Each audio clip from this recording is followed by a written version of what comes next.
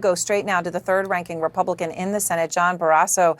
And Senator, I very much appreciate your time. Okay, so you heard the president. He wants to, his words, much rather have a vote before the election. Will you make that happen, that this vote will happen before the election in November? Well, we're certainly going to have a vote this year, Erin. The president is going to nominate someone. I think it's going to be a very highly qualified woman at the end of this week. Then we will hold hearings in the United States Senate Judiciary Committee. We know with Justice Kavanaugh and Justice Gorsuch, the Democrats did lots to delay and slow down the process.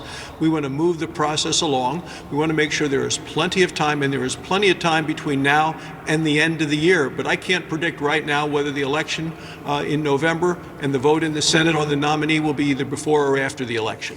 Would anything change your mind? So, I mean, let me just give you the obvious scenario. President Trump picks somebody. You don't get it done by Election Day. He loses the election, maybe even lose the Senate. But you've got a lame duck period to do it. But you're clearly at that point going to be going against the will of the American people. Would you still support going forward with it?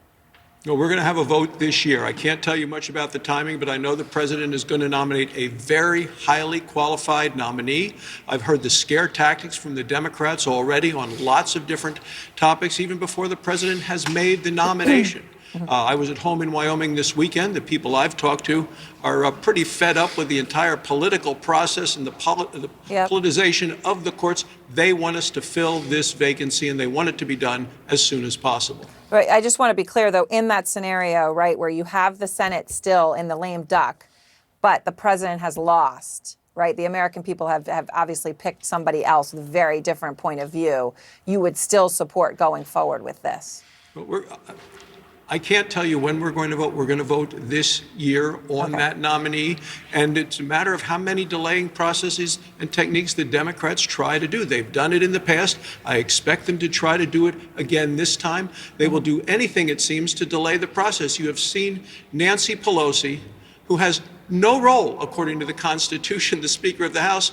But there she is threatening impeachment, kind of wanting to throw bombs from the sidelines. Anything that she can do to defeat or delay this president, the Democrats seem to want to do, and to prevent us from moving forward as a nation. Okay, so here's the thing. They are going to delay. They're going to do that. But they're only doing what you all did back in 2016. I think this is part of the reason Americans have discussed with the whole process, right? It all depends on, well, if I have power today, I'm okay with it. But if I'm not in power, I call the other side out.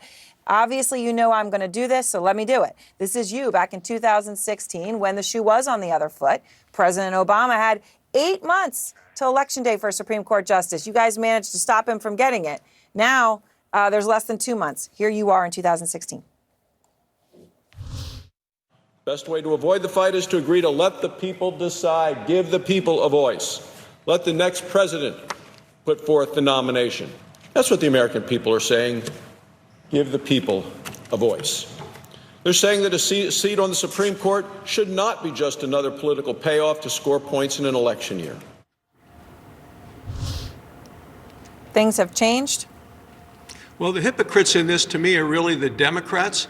When you take a look at what has happened in the 29 times that a vacancy has occurred in the United States, when there was an election year for the president and a vacancy has occurred in the Supreme Court, the Democrats are the ones that want to upend the precedent that has been out there. Each time, and Joe Biden has talked about this when he was head of the Judiciary Committee, Chuck Schumer did it as well, and now he's the minority leader. When the party that has the White House and the Senate, in all 29 times, is of the same party, the person gets confirmed. And where there are opposite parties, the person isn't confirmed and the decision goes to the voters. That's what happened in 2016 with Merrick Garland. And then what had happened is the voters said, okay, we want the Republicans in charge of the Senate and the White House by electing President Trump. And then in 2018, after the Democrats put Brett Kavanaugh through the meat grinder, the Democrats lost 2 additional seats in the Senate and Republicans picked up 2 more. That's the situation that we're in today. And that's why we're going to move forward with the president's nomination. All right, Senator, I appreciate your time. Thank you very much. Thanks, Erin. Of course,